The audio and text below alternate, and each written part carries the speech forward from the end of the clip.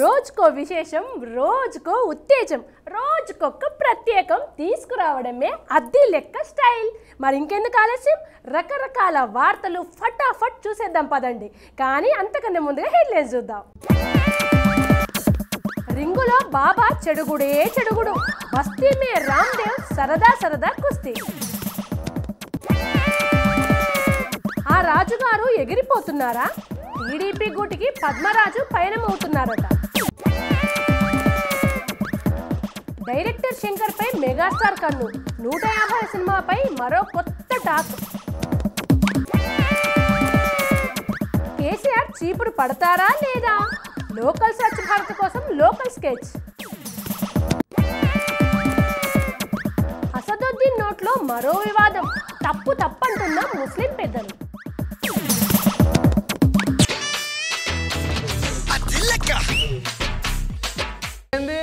ఎప్పుడు చేతిలో కట్టె పట్టుకునేటోడు ఇలా చీపురు కట్ట పట్టుకున్నాడు ఏంది అనుకుంటున్నారా?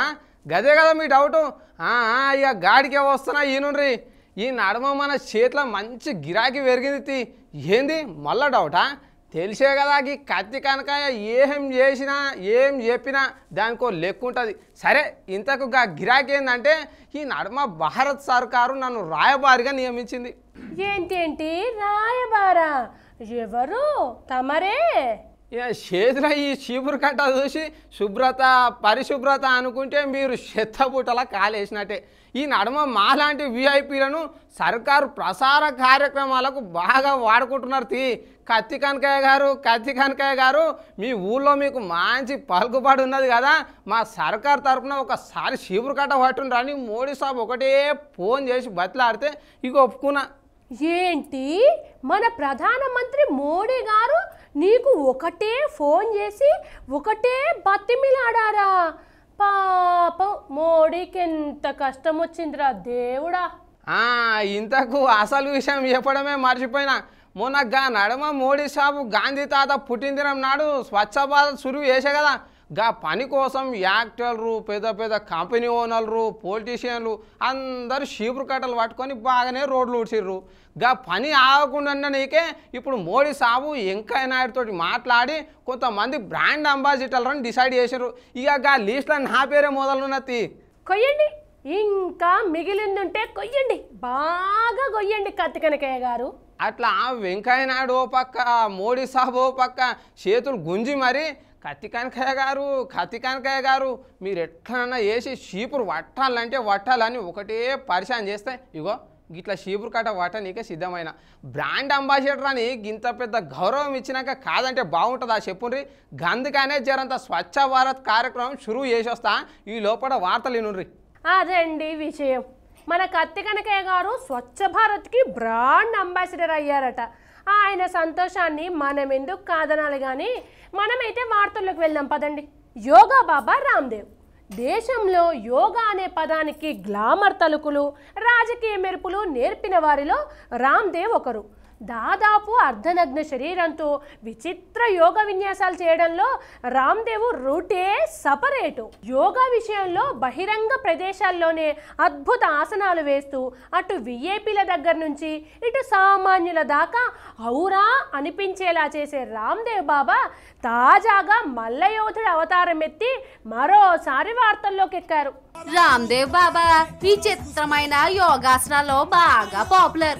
యోగాసనాన్ని ప్రదర్శించడంలో ఎప్పుడు ఎక్కడ ఏమాత్రం మొహమాట పడని రామ్దేవ్ బాబా తాజాగా మల్లయోధుడి అవతారం ఎత్తి తనలో దాగిన మరో కోణాన్ని బహిరంగ ప్రదర్శించారు బాబా. రాజకీయ రంగానికి చెందిన మినిస్టర్లు, ఎమ్మెల్యేలు ఏదైనా కార్యక్రమానికి లాంఛనప్రాయంగా రిబ్బన్ కట్ చేసి ఫోటోకి ఫోజులు ఇచ్చినట్టు కాకుండా ఏకంగా బాబా కాషాయ రంగు పంచెను బాగా బిగించి కట్టి ఫైటింగ్ రింగ్ లోకి దూకేశారు బాబా. యోగా గురువు బాబా రామ్దేవ్ మలయోధుడి అవతారం ఎత్తారు. యోగాసనాలను కాసేపు పక్కన పెట్టి బస్తీమే సవాల్ అంటూ యువ రేంజర్లతో కుస్తీ పట్టారు. 49 ఏళ్ల వయసులోనూ యువ రేంజర్లను ధీటుగా ఎదుర్కొని ఔరా అనిపించారు. పతంజలి స్థాపన దివాస్ సమారోహ్ సందర్భంగా ఏర్పాటు చేసిన కార్యక్రమంలో ఇలా రెజ్లింగ్ రింగ్ లోకి దిగి తన శిష్య పరివారాన్ని అలరించారు బాబా. 2 సార్లు ఒలింపిక్ పతక విజేత ఎస్ రెజ్లర్ సుశీల్ కుమార్ ఆకాంక్ష మేరకు రెజ్లింగ్ బరిలోకి అడుగుపెట్టిన రామ్దేవ్ భారత యువ రెజ్లర్ వీపీతో తలపడ్డారు. ఇలా హుషారుగా తలపడ్డమే కాకుండా ప్రొఫెషనల్ రెజ్లర్ ని కింద పడేసి మరి ఒకంత ఆధిపత్యాన్ని ప్రదర్శించారు బాబా. ఇంతకీ బాబా గారు ఇంతటి టాలెంట్ చూపించడానికి కారణం పూర్వశ్రమలో రామ్దేవ్ బాబాజీ మంచి కుస్తీ వీరుడట.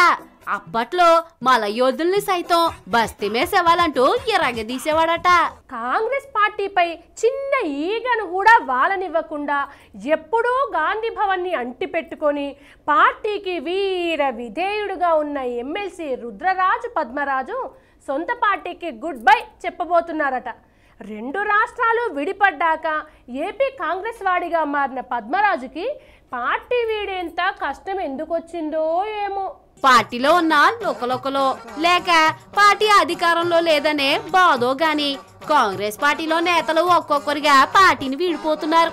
తాజాగా అదే బాటలో మరో నేత బయటకెళ్ళడానికి పట్టెబేడ సర్దుకున్నారట. ఆయన ఎవరో కాదు, ఎమ్మెల్సీ కాంగ్రెస్ లో రుద్రరాజు పద్మరాజు. అంటే మామూలు వ్యక్తి కాదు. కార్యకర్త నుంచి ఎమ్మెల్సీ దాకా ఎదిగిన ఈయన ఇప్పుడు ఏపీ కాంగ్రెస్ కి అధికార ప్రతినిధిగా కూడా ఉంటూ పార్టీ వాణిని బలంగా వినిపించే నాయకుల్లో ఒకరు.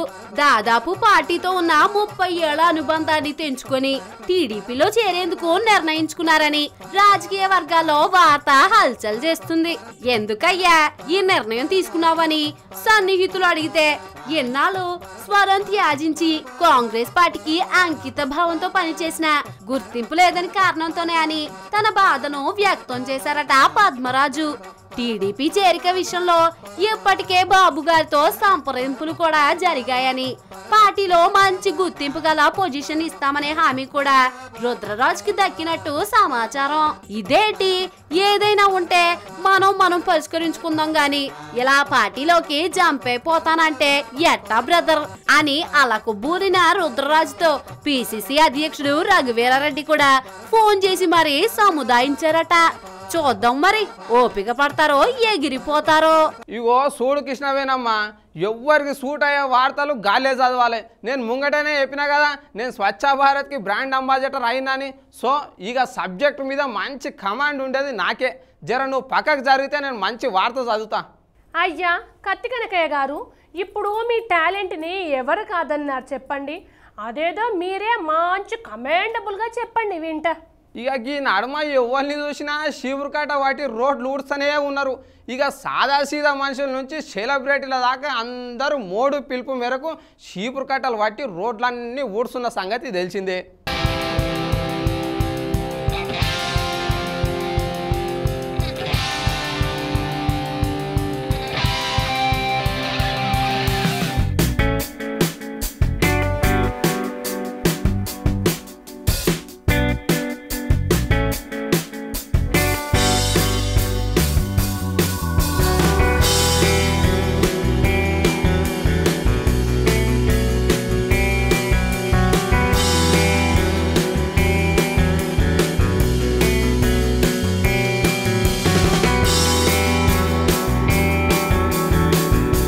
మరి దేశం మొత్తం పార్టీలకు అతీతంగా రోడ్డు మీదకి వచ్చి షీపులు వాడుతుంటే మరి తెలంగాణలో కేసీఆర్ సారు రోడ్లు ఊడ్చే పని చేస్తున్నాడా లేదా?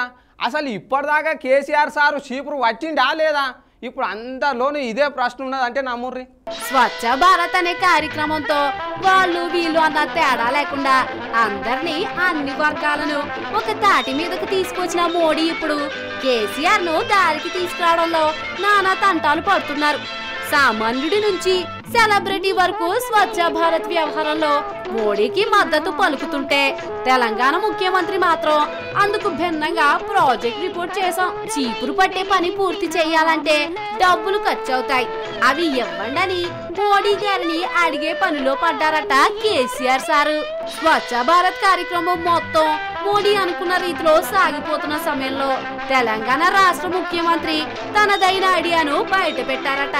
ఇప్పటికే రకరకాల చాలా మాధ్యమాల ద్వారా ఎవరెవరు చీపుర్లు పట్టుకోవాలో నిర్దేశిస్తున్న మోడీ వైఖరికి భిన్నంగా కేసీఆర్ ఈ కార్యక్రమాన్ని తెలంగాణ వ్యాప్తంగా చేపట్టడానికి ఆ ఊడ్చుడు లక్ష్యాలను సాధించేందుకు 979 కోట్లు ఖర్చు అవుతాయని లెక్క కూడా వేశారట. మోడీ చెప్తున్న స్వచ్ఛ భారత్ ను ప్రణాళికాబద్ధంగా చేపట్టేందుకు 2019 వరకు గడువు కోరుతున్న కేసీఆర్ మోడీని దాదాపు 1000 కోట్ల వరకు నిధులు టార్గెట్ పెట్టారు. ఎంతవరకు స్వచ్ఛ భారత్ పేరుతో ప్రధాని మోడీ తన మాటలతో అందరి చేత చీపుర్లు పట్టిస్తే కేసీఆర్ అందుకు భిన్నంగా తన తెలివితేటలతో అదే స్వచ్ఛ భారత్ అమలు కోసం 1000 కోట్ల రూపాయల వరకు నిధులకు టార్గెట్ పెట్టారు. మరి కేసీఆర్ లెక్కలకు మోడీ ఓకే చెప్తారో లేదో చూడాలి. ఇక అది లెక్క వార్తలలో చిన్న బ్రేక్ తీసుకుందాం.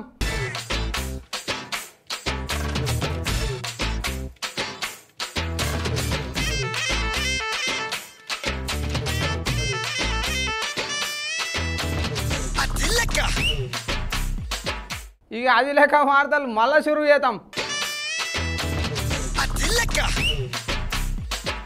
ఈ మధ్య మత రాజకీయాలు బాగా పాపులర్ అయిపోతున్నాయి. ఎవరి నోట్లోంచి ఏ మాట బయటకు వచ్చినా అది మత రాజకీయాల చుట్టే తిరుగుతుంది. తాజాగా మన ఎంఐఎం నేత కూడా ఇలాంటి మత రాజకీయాలనే నడిపిస్తున్నారంటూ కొందరు ముస్లిం రాజకీయ నేతలే మండిపడుతున్నారట. మతాల గురించి ఏదో ఒక వివాదాస్పద వ్యాఖ్య చేస్తే చాలు ఈ రోజుల్లో మంచి ప్రచారం వచ్చేస్తుందని రాజకీయ నేతలు భావిస్తున్నట్లుగా ఉన్నారు. ఇలాంటి మాటలతో పరాయి మతం వాళ్లను ఉడికించడంతో పాటు సొంత మతంలో మంచి పబ్లిసిటీ కూడా వస్తుందనే మొదనష్టపు లెక్కలేసుకుంటున్నారు కొందరు నేతలు. మొదట్లో కొంతమంది హిందుత్వ అతివాదులు తమ నోటి దురుసుతో వివాదాలు సృష్టిస్తే ఆ తర్వాత ఎంపీ హోదాలో ఉన్న అసాదుద్దీన్ ఓవైసీ ఆ బాధ్యతను తీసుకున్నారట. తాజాగా అసాదుద్దీన్ సర్వమతాలకు మూలం ఇస్లామేనంటూ కొత్త వివాదాన్ని రేపారు. తనకు బుర్రలో తోచింది చెప్పి మరోసారి వార్తల్లోకి ఎక్కేశారు ఆయన. తన వ్యాఖ్యలు విన్న యూపీకి చెందిన కొందరు ముస్లిం రాజకీయ నేతలే ఓవైసీ తీరును తీవ్రంగా తప్పుపడుతున్నారు. ఆయన ఏం మాట్లాడారో ఆయనకే తెలియాలని, ఇదంతా ఓట్ల కోసం చేస్తున్న కుట్ర అని వారు స్పష్టం చేస్తున్నారు. అంతేనా, ఓవైసీ మత రాజకీయాలు చేస్తున్నారని మండిపడుతున్నారు. తాము భారతీయులమని తమను శంకించరాదని చెప్తూ ఈయన గారు నెత్తి నోరు బాదుకుంటున్నారు. మరి అంతా బాగానే ఉంది కానీ గతంలో ఈయన గారి తమ్ముడు హిందువులందరినీ పొడిచి చంపుతామని పెద్ద సంచలన వ్యాఖ్యలు చేశారు కదా. ఆ విషయాన్ని ఎవ్వరూ మర్చిపోరులే. ఎప్పుడు మతం పేరుతో నీతులు చెప్పే ఈసారి ఇప్పుడు అన్ని మతాల వారు ముస్లింలేనని చెప్పడం అనేది ఇతర మతాలను కించపరచడం కదా అనేది కొందరి వాదన. జనాల వాదన ఎలా ఉన్నా ఏదో ఒకటి మాట్లాడి ఇష్యూ చేయాలనుకునే వారి వాదన వేరే కదా. కొడితే కొట్టాలి రా, సిక్స్ కొట్టాలి, ఆడితే ఆడాలి రా పాడాలి. ఏంటండో కత్తి కనకయ్య గారు ఏదో 6, 4 అంటూ మంచి హుషారు మీద ఉన్నారు. ఏందో విషయం? ఇక కత్తి కనకయ్య అంటేనే ఒక విశేషం. ఇక ఆడినా పాడినా ఇంకా మస్తు విశేషాలు ఉండవలసిందే. అది సరే, మా అన్నయ్య వస్తున్నాడు, నీకేమన్నా ఎరకైందా? మీ అన్నయ్య వస్తున్నాడా? ఎవరా అన్నయ్య? ఎక్కడికి వచ్చేది? ఇక ఆడికే వస్తున్నా. మెగాస్టార్ చిరంజీవి మళ్ళా రీఎంట్రీ సిగ్నల్ ఇస్తున్నాడంట. అందుకోసం ఈ సార్వాడి కన్ను సంచలన దర్శకుడు శంకర్ మీద పడ్డదంట. తెలుగు డైరెక్టర్ నిడిచిపెట్టి తమిళ డైరెక్టర్ మీద వాడనీకే కారణం ఏమై ఉంటుందబ్బా అనేది ఇక్కడ జనాలకు ఒకటే డౌటు. అసలు విషయం ఏందో చూద్దాం పదుండ్రి. మెగాస్టార్ చిరంజీవి కన్ను ఇప్పుడు సంచలన దర్శకుడు శంకర్ మీద పడిందట. ఈ మధ్యనే హైదరాబాద్ లో జరిగిన ఆడియో వేడుకల్లో దర్శకుడు శంకర్ త్వరలో తెలుగులో ఒక డైరెక్ట్ సినిమా తీస్తాను అని ప్రకటించడంతో చిరంజీవి చూపులు తిరిగి శంకర్ వైపు మల్లుతున్నాయనే గుసగుసలు బాగా వినపడుతున్నాయి. దీనికి తోడు ఎప్పటి నుంచో చిరంజీవికి కూడా శంకర్ దర్శకత్వంలో నటించాలని కోరిక ఉందట.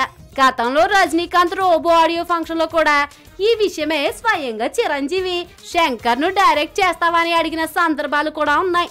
అయితే ప్రస్తుతం చిరంజీవి మనసు శంకర్ వైపు మళ్ళడానికి మరో బలమైన కారణం ఉంది. నిర్మాత ప్రసాద్ వీరిద్దరి మధ్యవర్తిగా ఉంటూ 150వ సినిమా పనుల్ని ఓ కొలిక్కి తీసుకొస్తారనే వార్త కూడా ఫిలిం నగర్ లో చక్కర్లు కొడుతున్నాయి.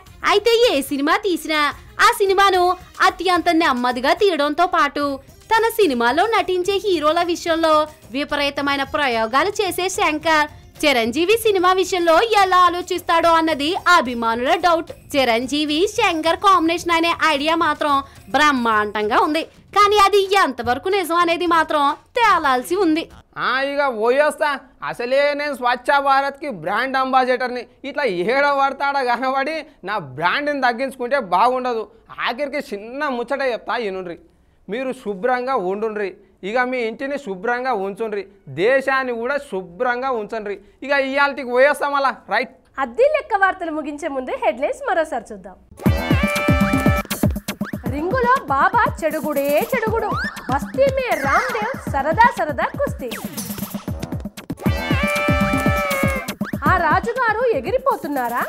టీడీపీ గూటికి పద్మరాజు పయనమవుతున్నారట. డైరెక్టర్ శంకర్ పై మెగాస్టార్ కన్ను, 150 సినిమాపై మరో కొత్త టాక్. కేసీఆర్ చీపురు పడతారా లేదా?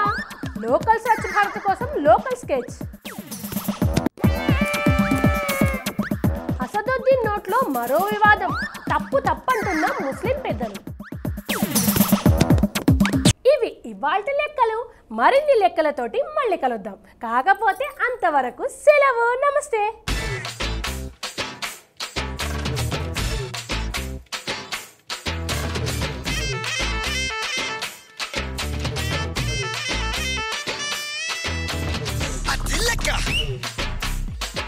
హలో నమస్తే, welcome to 99 TV's amazing game show. యావండి శ్రీవారు, ఒక చిన్న ఆట.